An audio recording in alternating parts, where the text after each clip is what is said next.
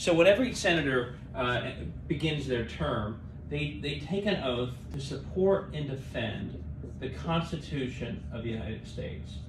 And I would argue there is nothing more solemn in American governance than taking that oath.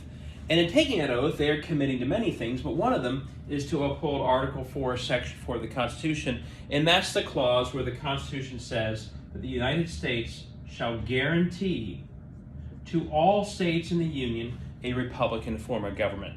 And what the Constitution means there, what the founders meant, was that by Republican form of government, was that these states had to reflect the will of the people, that the people were sovereign. And they wrote that because they were worried about the great danger that would come to this country if states, with all the powers they had, were ever taken over by, at that time, they were worried about monarchy, or as they put it, rich elite interests. They thought that'd be a great danger to the country, and today's events are showing us how right they are.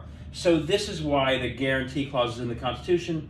And when senators take that oath, they're taking an oath to fulfill that guarantee.